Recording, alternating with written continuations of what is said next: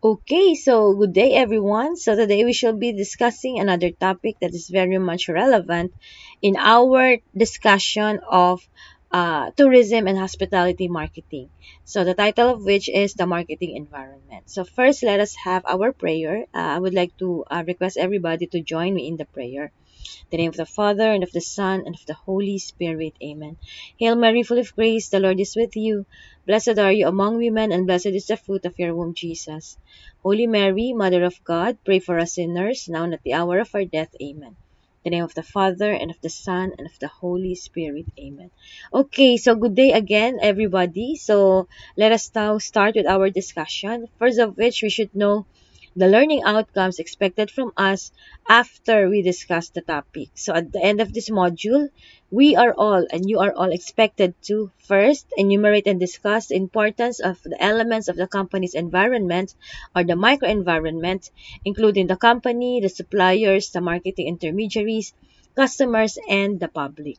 And then another one is to describe the macro environmental forces that affect the company's ability to serve its customers. And lastly, explain how changes in the demographic and economic environments affect marketing and describe the level of competition, particularly in the hospitality and tourism industry. Basically, we're going to deal with the hospitality and tourism industry, as we all know. This is what we focus on with our course, with your course, basically. Okay, so let's see. So, marketing environment. So, the marketing activities of the business are affected by several internal and external factors, and while some of the factors are in the control of the business, most of these are not, and the business has to adapt itself to avoid being affected by changes in these factors. So these external and internal factors group together to form a marketing environment in which the business operates. So it just means to say that these factors are the ones that really affect how we're going to do it in the business. So it can be something that will help us prosper or will help us sell our business offering, our products, or sometimes it can affect us negatively. So in this topic, we will know all of those. So let us see and start it all. So what is marketing environment? As per definition, this is a combination of external and internal factors and forces which affect the company's ability to establish a relationship and serve its customers. So these are the things that businesses use in order for them to really show what they've got in their business. It can be the product itself, or it can be the service that they are doing in order for them to serve the public. Okay, so let's see. The marketing environment of a business consists of internal and external environment, and the internal environment is company specific, which includes the owners, the workers, machines, materials, etc. So it means that whatever that they are using in the company itself, inside, are the environment that helps them operate. And then the external environment is further divided into two components, the micro and the macro. So let's understand what these terms mean. So the micro or task environment is also specific to the business but is external. So it consists of factors engaged in producing, distributing, and promoting the offering. And the macro or the broad environment includes the larger societal forces which affect society as a whole. So the broad environment is made up of six components. Basically, these are demographic, economic, physical, technological, political, legal, and social environment. So you can see the difference already, no? So talking about the macro and the micro, they differ with each other. So what are the things that make us do good or fairly in our business? So let us see the components of marketing environment. So the marketing environment is made up of the internal and external environment of the business. While the internal environment can be controlled, the business has less or no control over the external environment. So when we talk about being controlled, or we will able to control, these are the things that we can say whatever they can do. So this is the business side, administrative side, which gives whatever directives that they wanted for the people in order for it to operate well. While when we talk about external, these are the factors that really affect us: the buying public, the environment, uh, what the climate, and whatsoever. And later on, we will see and tackle one by one. Okay, so let's move. First, let's talk about the internal environment. So, the internal environment of the business includes all the forces and factors inside the organizations, and these components can be grouped under the 5 M's of the business, which are first, we have the men. So, the people or the organization, including both skilled and unskilled workers. So, these are the people making it inside in order for them to operate. So, this can be the employees, the workers, these can be the people that we hire in order for them to work for us. And then another M is the minutes, which is the time which has been taken for the processes of the business to complete. So this is basically the number of hours that we work inside the establishment, the 8 hours work that we do, the tasks that we are doing within the specific time that the employer has given us, instructed us to be working inside the company. Okay, machinery is another M, which means equipment required by the business to facilitate or complete the processes. Basically, when we talk about the machinery, these are the things that we make use in order for us to operate our business. It can be machines like computers, it can be the ovens in the kitchen, the stoves, and everything that we make use in order for us to produce our product. Okay. And then another one is materials. Materials are the factors of production of supplies required by the business to complete the process or production. So the materials are the things that we are using. No? These are the ingredients if we are doing something like cooking, baking, and whatsoever. Or sometimes it can be paper or any product that we make use in order for us to provide our product.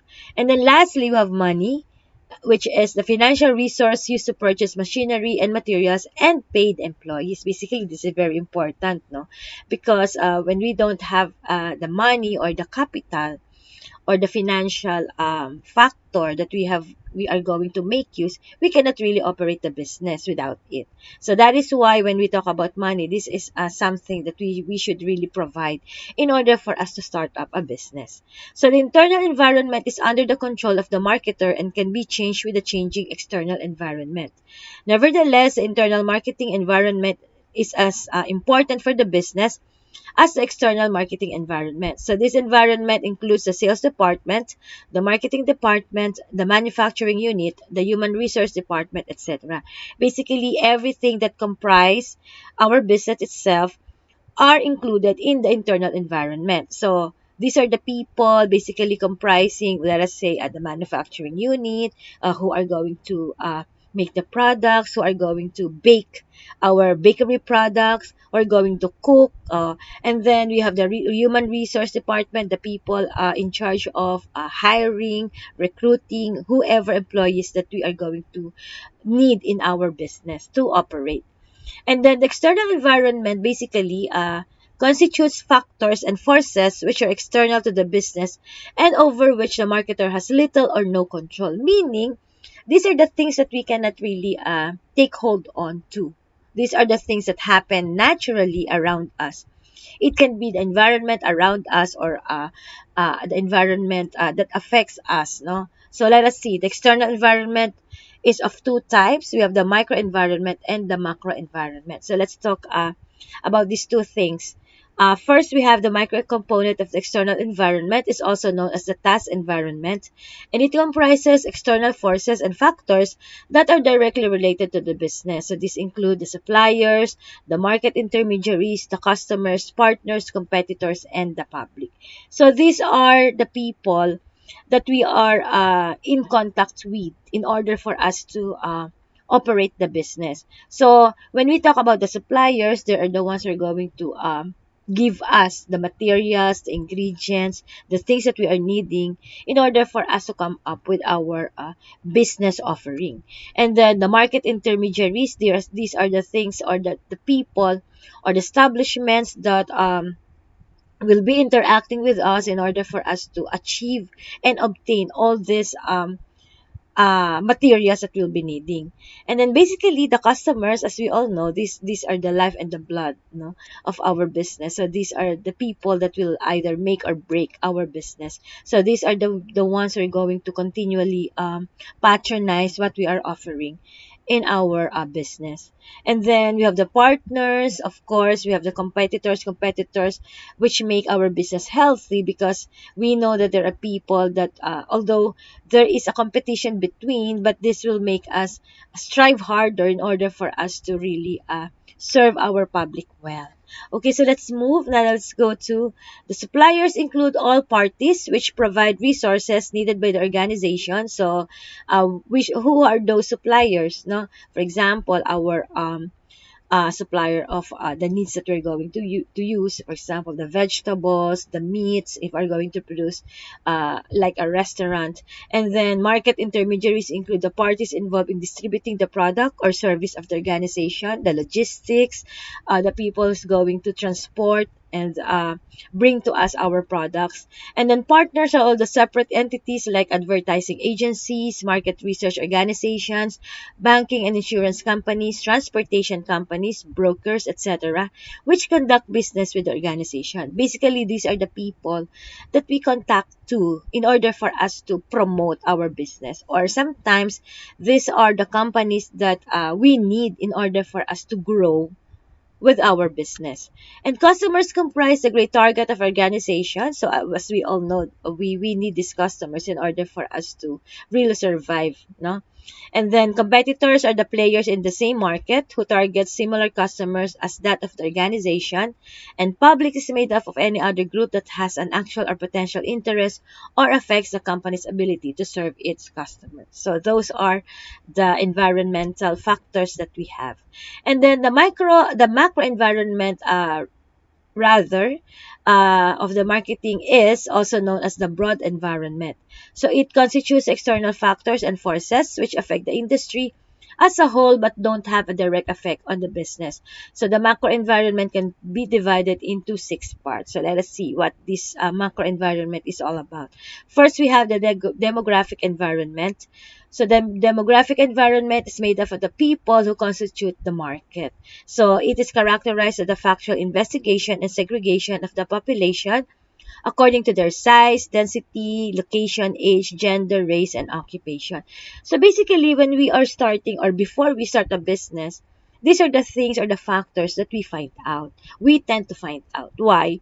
Because in order for us to come up with a business, we should be able to know who our prospective clients or customers would be. So it would be based on their gender, their capacity to pay, their status in life, in order for us to really see if there are potential customers that we can have in our business.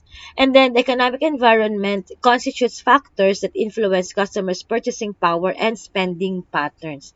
So these factors include the GDP, the GNP, the interest rates, the inflation, income distribution, government funding and subsidies, and other major economic variables. So when we talk about economic environment, basically this is concerning about how people can really patronize or buy our product. So this is their capacity.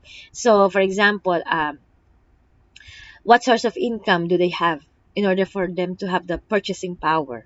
Or for example, for students, how much money or how much allowance do they have in a day in order for us to capture them as our client in our small business? No? How are they going to patronize our drinks, our food offerings, and whatsoever? So that's economic environment. And then the physical environment includes a natural environment in which a business operates. So this includes the climatic conditions, environmental change, accessibility to water and raw materials, natural disasters, pollution, etc. So these are the things basically that we have no control over. Why?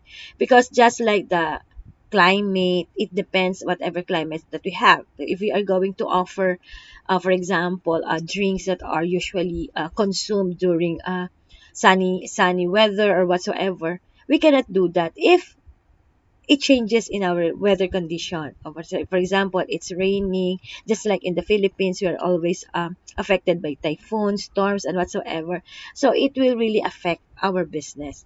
And then technological environment, on the other hand, constitutes innovation, research development in technology, technological alternatives, innovation inducements, also technological barriers to smooth operation. So as we all know, technological environment basically is comprised of the gadgets or the technology that we use in our business. For example, the internet provision, we have our machine, our for example, the gadgets that we are using, for example, our cash registers, our computers, and all. And then when we talk about political legal environment, this includes laws and government policies prevailing in the country. So it also includes other pressure groups and agencies that influence or limit the working of the industry and or the business in society. So when we talk about the political legal, this can be affecting our business because this is what people follow. Or for example,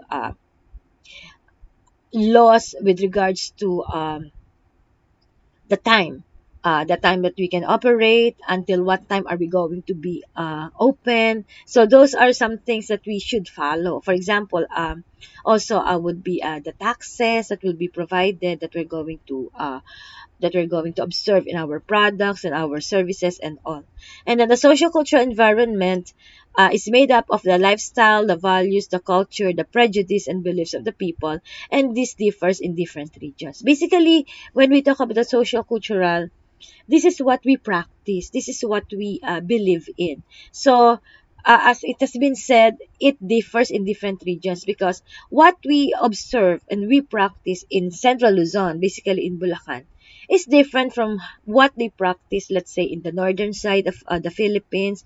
It can be in the Benguet area, for example, in the south part of the country, for example, in the Visayas area. So it differs. So whatever they observe, that's the way that they are going to make their business. While on the other hand, if we are going to be in the city, so that's a different lifestyle as well. So it differs really. Okay, and then let's move. Now let's go to the importance of marketing environment. So every business, no matter how big or small, operates within the marketing environment. So its present and future existence, profits, image, and positioning depend on its internal and external environment. So the business environment is one of the most dynamic aspects of the business, and in order to operate and stay in the market for a long, one has to understand and analyze the marketing environment and its components properly.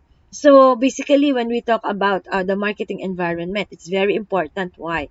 So as it has been said, it will be affecting the future existence of our business. So, for example, the environment that will affect us, for example, the let's say the environmental, no, we're in as we have cited earlier with our example. So if ever that we are inflicted with calamities or whatsoever, it will really make a big impact in our business. So it's very important that we know how to adapt with the changes in the climate and in the weather and in the different aspects as well, or the different factors that will be affecting our operations. So it is essential for planning as well. So an understanding of the external and internal environment is essential for planning for the future. A marketer needs to be fully aware of the current scenario, dynamism, and future predictions of the marketing environment if he wants his plans to succeed, which is very true. Because when we talk about planning, this will really see how we're going to do it. If ever, as I always cite with you an example, if plan A doesn't work, we still have plan B, plan C, plan D, which means that in every dealing, in every work that we have, if it doesn't work with this one, we can shift to another plan. So it will be securing our operation. If it doesn't work this way, we can make use of the other way. Okay, and then understanding customers is also one. So through knowledge of the marketing environment, helps marketers acknowledge and predict what the customer actually wants. So an in-depth analysis of the marketing environment reduces and even removes the noise between the marketer and customers and helps the marketer to understand customer behavior better.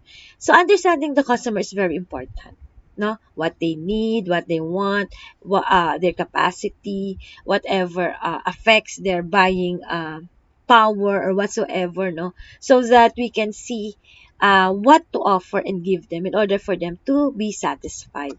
And then tapping trends, breaking into new markets and capitalizing on new trends requires a lot of insight about the marketing environment. So the marketer needs to research about every aspect of the environment to create a foolproof plan.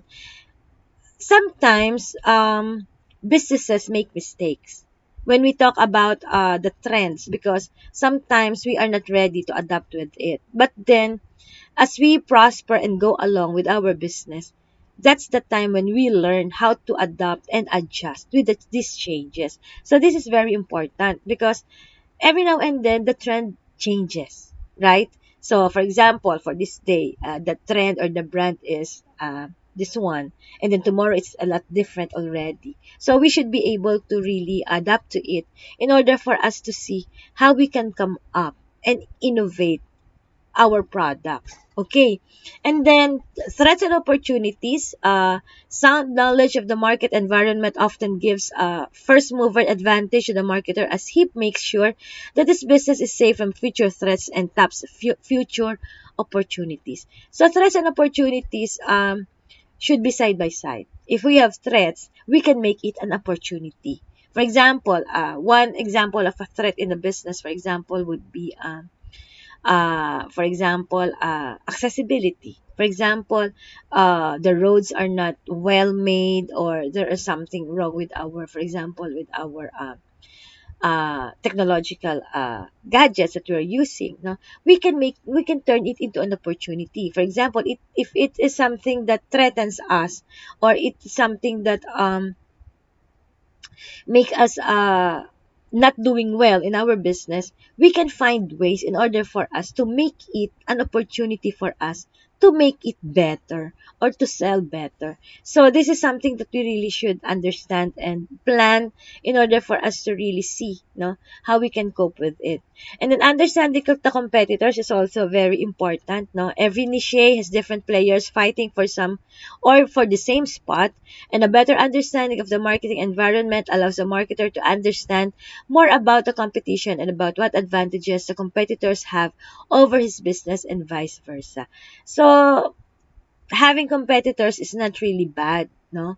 Because as we always say, when we have competitors, it means that they are trying to beat us.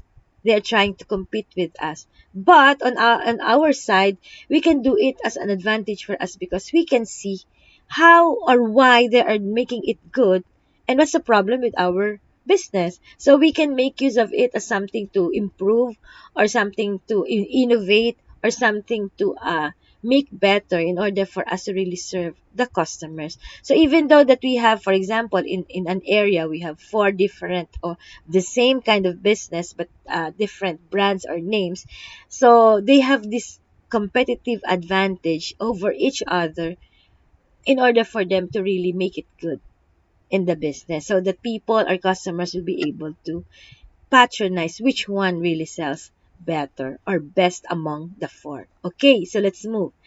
Linked factors. So by and large, sorry, managers can control the four P's of the marketing mix, and they can decide which product to offer, what prices to charge for them, and how to distribute them, and how to reach target audiences. Unfortunately, there are other forces at work in the marketing world, and forces over which marketers have much less control. So these factors make up a company's external marketing environment. The marketing environment, we can divide into five sets of factors. So basically, these are the factors that affect our company. So with economic environment, we have the competitive environment, technological environment. We also have the social and cultural environment. And lastly, the political and regulatory environment. So let's move. Let us see and find out one by one. So the political and regulatory environment, let us state an example. So federal, state, and local bodies can set rules or restrictions on the conduct of the business. So the purpose of regulation is to protect both consumers and businesses. So businesses favor some regulations such as patent laws, while chafing under others such as restrictions on advertising. The tobacco industry, for example, has had to learn to live with a federal ban on TV and radio advertising. So these are the things that we follow that are being imposed by the government, no? So these things are sometimes it it makes the business stricter in the sense wherein sometimes, for example, it has been cited into the tobacco industry, no? So it cannot be always seen, no, or advertised, let us say, on the television, which can be seen by most people. So there are restrictions. So there are some things, or just like alcoholic drinks is another example, no? So this cannot be seen uh every now and then on television or any other kind of advertising style, for example, newspapers and whatsoever, because we have to follow the rules and the guidelines imposed by the government. And then more recently, many companies in the food industry have expressed unhappiness over regulations requiring the labeling of trans fat content. So this is when it comes to the composition, no, the composition of the food that we are offering. So the broadcasting industry is increasingly concerned about fines being imposed by the Federal Communications Commission for offenses against standards of decency. So that's what I have mentioned earlier about alcoholic drinks, no. So before, as I have experienced when I was younger, no, so it's not that strict, no, wherein alcoholic drinks are being advertised on TV where they use women as models, no. But then nowadays there are some what do you call that, prohibitions, no, wherein they cannot really do that often, or that what do you call that, that very obvious, no, of using this kind of style of advertising campaign. And then the economic environment, everyday marketing managers face a barrage of economic news. They must digest it, assess it, its impact, and alter marketing plans accordingly. Sometimes, but not recently, the news in cause for optimism: the economy is improving, unemployment is declining, and consumer confidence is up. So economic environment, these are the factors, no, of how the buying public can really patronize the products. Because when we talk about economic environment, this is how we are affected of how we're going to. Of course, we should have the spending power in order for us to patronize a product. And then at other times, like today, the news makes them nervous. Our economy is weak, industrial production is down, jobless claims are rising, consumer confidence has plummeted, and credit is hard to get. So this depends also, no, on the changes in our for example, there is an inflation, the high rise in the cost of gas, which really affects our day to day living. And then naturally, business thrives when the economy is growing and employment is full and prices are stable. So just take a look about when we had the pandemic, no? As we all know, most businesses have closed shop, no? And then most employees lost their jobs because businesses don't have or didn't have the capacity to pay them anymore. So that is why we have been affected too much. And also, we were not allowed to go out, and we were not able to really buy whatever we need, no. That is why there was an emergence of the online thing, no. Until now, it's very useful and popular at our times, even though we have surpassed the pandemic already, and hopefully it doesn't come back, okay. And then marketing products is easier because consumers are willing to buy, and on the other hand, when the economy is slowing or stalled, and employment is rising, people have less money to spend, and the marketer's job is harder. So that's the problem, no? That is where the problem goes, no? We're in when we don't have the capacity to earn a decent, really decent income, we cannot really purchase. Now we don't have the purchasing power in order for us to achieve whatever we wanted. Okay, and then the competitive environment, in particular, they need to monitor the activities of two groups of competitors: the makers of competing brands and the makers of the substitute. products. So Coke and Pepsi, for instance, are brand competitors who have engaged in the so-called cola wars for decades. Okay, when I was younger, there was already Pepsi and Coca-Cola around, and they are already competing with each other. Okay, so not only with the products, no, even in their style of promoting their businesses, and even their styles of advertising, they really compete with each other. Each tries to capture market share by convincing people that its soft drinks are better because neither wants to lose share to the other. They tend to resort to similar tactics. In the summer of 2004, both companies came out with nearly identical new colas breasting half the sugar. Yung mga Coke Zero, no? Pepsi Light, and whatsoever. Half the calories and half the carbohydrates of regular colas.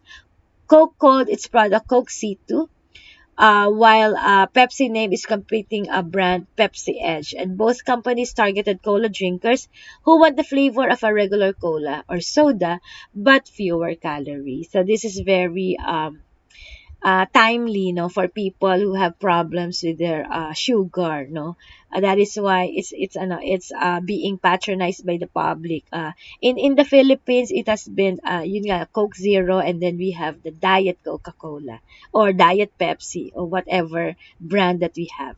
Okay, the technological environment on the other hand. So when was the last time you rented a VHS tape or of a new movie? Basically, VSH tape is not being used anymore because we have already different types of ways in order for us to see movies online, right? So maybe you have not seen and made use of VHS already. So if you had trouble finding it, that's because DVDs are in and videotapes are out. So during our times, we have the Betamax tapes, we have the VHS tapes that we had, and then we are making use of a player, VHS player. But nowadays we have the DVDs, and now it's not being used already because we have Netflix, like we have a different online platforms wherein we can watch right there and then directly for whatever movie that we want. And then videotape makers who were monitoring technological trends in the industry would probably have taken steps to keep up or go into DVDs or otherwise protect themselves from losses, maybe even getting out of the market. In addition to making old products obsolete, technological advances create new products. Where would we be without cell phone, digital cameras, text messaging, LASIK surgery, and global positioning systems? So basically, these are new trends in technology that we are enjoying nowadays. Cell phones of different brands, cameras, no, and then just like what we are using the applications that we use in our phones. It really progress in time, no. Before we only have text messaging, now we have a different what do you call that, networking means, no, or a communication means. For example, we already have this what do you call that, Skype, we have messenger apps, Facebook, and all. So those are the things that we are using nowadays. Okay, and then let's see the social and cultural environment. So marketers also have to stay tuned to social and cultural factors that can affect sales, and the values and attitudes of American consumers are in a state of almost a constant flux. What's cool one year is out of style the next, just like with the use of cell phones. So you just have bought your phone yesterday, and then after a week another model is out, no. So our phone is really depreciating its value so fast. And then think about the clothes you wore 5 years ago. Would you wear them today? So a lot of people wouldn't. They're the wrong style, the wrong fit, the wrong material, the wrong color, or just plain wrong. Now put yourself in the place of a marketer for a clothing company that targets teenagers and young adults, and you wouldn't survive if you tried to sell the same styles every year. As we said at the outset of this chapter, the key to successful marketing is meeting the needs of customers, and this means knowing what they want right now, not last year. Okay, so we are going to, this is just going with the trend. So what is being new and in style, that's what we're going to offer. Okay, generation gaps. So close the years to target teens and young adults such as Gap and Abercrombie or Fitch must estimate the size of both current and future audiences. So must companies that specialize in products aimed at customers in other large or age brackets rather, say young children or retirees. Marketers pay particular attention to population shifts because they can have dramatic effects on the consumer base, either increasing or decreasing the number of potential customers. So when we talk about the generation gap, so whatever is applicable for younger generations wouldn't be applicable for all the older ones. So that's the gap that we have.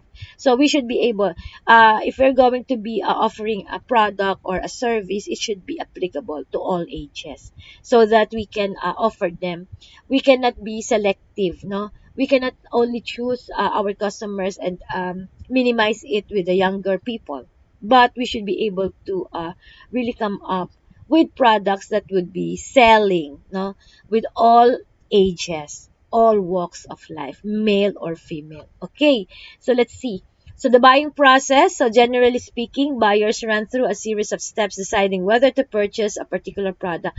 So when we talk about the buying process, no, these are the steps that we are, for example, if I'm going to buy something, these are the steps that I'm going to observe in order for me to see if I'm going to really buy this product. So let us see how this is made. So you probably don't think much, for example, about the brand of gasoline you put in your car. Just stop at the most convenient place. So most of the time, that's how we do it, no? But then for some consumers, they really have a preferred brand for them. So for example, when it comes to gasoline, some people won't go with small time players in the industry, in the fuel industry, like what we have in our environment now, like yung what we have, that yung mga gasoline station that are not so popular compared with Shell, Caltex, no, Phoenix and all. But then it depends as well, no, if whatever capacity the customer has, so that's how they're going to buy the product. So other purchases, however, require considerable thought. For example, you probably spent a lot of time deciding which college to attend. Really, that's also something that will make use of your thinking ability or sizing up whichever you're going to really go to. Would you prefer a state university wherein you're going to learn uh, the same as with a private school, but you're not going to pay? So that's something that you're going to really think about. Okay, so let us see the buying process. So first we have the different processes or the steps. So first we have the need recognition, and then we have the information search, and then after that we're going to evaluate, and then that's the time after evaluating you're going to purchase the product, and then post purchase evaluation.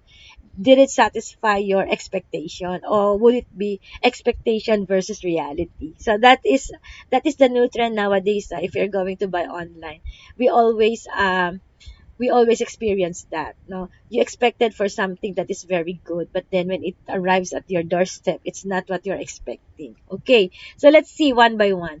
Okay, the first process of which is need recognition. So the process began when you recognize a need to go to college. For example, if you are going to enter college yet, no, so perhaps you wanted to prepare for a particular career, no, to become better educated, or to postpone going to work full time. So maybe your parents insisted. So what is the necessity of you going to a college? So for example, if you wanted to take up, for example, in your case, TM or HM course, so you will recognize the need for that course because you wanted it. That is the course that you really dreamt of being in the future. So that's the need recognition. So the immediate need, or the immediate that would be something that will be giving you, no, the need for it in order for you to avail. So you're going to think about which schools am I going to which school am I going to enter. So you have different choices in mind. So you're going to recognize which one you're going to go to. And then let's see the information search. Once you recognize the need to go to college, you probably started gathering information about colleges. Ayan. So it will be, for example, Dr. Yang's colleges. You are going to think about, I'm going to go to a school within Bulacan area. So you're going to cite and investigate which schools are situated within Bulacan. So you're going to get information about those different schools. So you may have gone online and studied the websites posted by a few schools. Perhaps you attended college fairs or spoke with your high school guidance counselor. So you probably talked with friends about your opinions or your options rather. And once you let colleges know that you were interested, admissions departments likely sent you tons of information. So basically, it's very easy nowadays. You're just going to click, go to their website, and then you will know the information that you needed. And then from those information that you're going to gather, so what's the next step? So you're going to evaluate. At this point, you studied the information you've gathered, and first you probably decided what you wanted from a college. Perhaps price was your number one criterion, or maybe distance from your home. So see, my example earlier was you're going to look for a school within Bulacan. Why? It's easier to, it's accessible, no? And then allowance wise, it will not require you too much, no? Because the transportation fare matters as well, no? If you're going to be going to a school that is quite far from your residence, so that will be requiring you more allowance for a day. So maybe size was important, or reputation, or available majors, and maybe it was the quality of the football team or the male to female ratio. So a lot of factors that you have to really think about, no, that will be affecting your choice, no.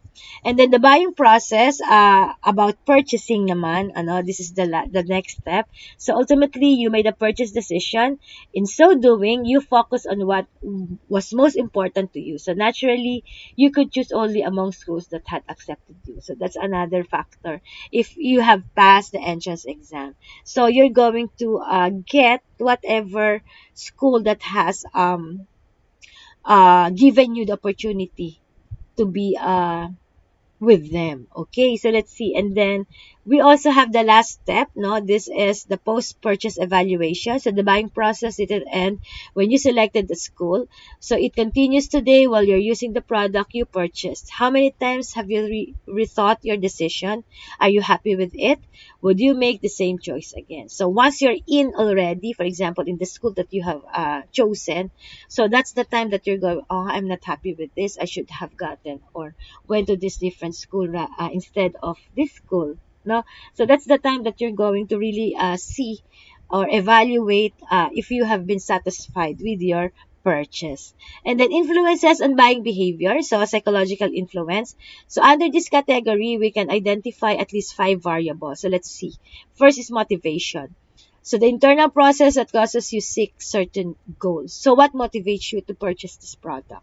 For example, this school that we are talking about, what motivates you to really consider this school to be your college? Where you're going to take your college. So basically, for example, does it offer different courses of your choice? Does it have sports activities within the academic year and whatsoever? So different types of motivation that will really make you, decide in order for you to get this purchase. Another psychological influence is perception. So the way you select, organize, and interpret information. Basically, from all the things that you have gathered, and then you thought about, oh, this one is good. So I will be choosing this one. So you perceive, you have foreseen, or you have seen what you will be after studying in this school. So that's why you are going to choose this. And the learning is another one, knowledge gained through experience and study. So what learning, what source of knowledge have you gotten while you were or what kinds of knowledge are you going to get while you are in that school? So you will learn all of those. And then attitudes, your predisposition to respond in particular ways because of learned values and beliefs. For example, whatever practices are being observed in that particular school. For example, if you are from Bulacan and then you're going to go to a school in Pampanga, or for example in Manila. So the attitudes of people in those different places differ. So how are you going to deal with those kind? So it's very important also, no, uh, that will influence you in order for you to buy that product. And then lastly, personality, the collection of attributes that characterize an individual. So personality basically can be the things that school make you to be. So that would be something that will be instilled in you while you are studying, after you study from that school. Okay, so let's move. Now we have the social influences. So here we find four factors: family, reference groups, friends or other people with whom you identify, economical social status, culture, your set of accepted values. So when we talk about social influences, first we have the family. So of course your family will have a final say of if they agree of you going to that school. So it really matters, no? Their capacity of sending you to a well-off school, or in a government-owned school or state university or whatsoever. And then as well as your capacity to sustain your needs, no, and your expenses as well. And then we also have responding to the marketing environment. So we have reactive marketing. So reactive marketing views marketing environmental forces as totally uncontrollable and difficult to predict. So this is a passive approach under which organization tries to adjust its marketing mix and program according to the changes in the environment. So the adjustments take place only after changes occur in the environment, and the organization analyzes the environmental changes and finds a suitable way to avoid the threat and utilize the new opportunities in the market. In essence, they wait for the environment to change and react only after the change take place. So when we talk about reactive marketing, so this is something that we try to deal with or react with when it happens, no. Basically, as long as we have experienced it already, we're going to really react if it has been giving us, or it has been uh providing us of what we need. And then another one is proactive marketing. Organizations that adopt environmental management perspective follows proactive marketing. So proactive marketing believes that although many of the environmental factors such as demography, economy, culture, and natural factors are not controllable, the environmental forces such as politics, law, and technology can be influenced by correct and calculated moves. Proactive marketing uses political, psychological, economic, and public relations skills to influence the environmental forces and organizations' benefit. So the technique of political lobbying, financing political parties and elections, using publicity to shape public opinion, and many others are used by organizations to bring the environmental forces in their favor. So whatever uh, implications, no, that the political situation is providing us. So that's another factor that we see, no, in order for us to uh, respond to our marketing environment. Okay, so I think that's it. So we have examples here. So this is the macro environment that we have discussed earlier. So the company's marketing environment consists of the actors and forces outside of marketing that affect marketing management ability to build and maintain successful relationships with target customers. This is from a passage from Philip Kotler, known around the world as the father of modern marketing. So that's something that we should think about, no, in order for us to really come up and make it in our business or organization. We should be able to know our micro and macro environment. So that's it for the day, and I hope that you have understood and learned so much in our topic for today. So thank you very much for listening, and God bless us all. I wish you good luck to your exams. Bye, everyone.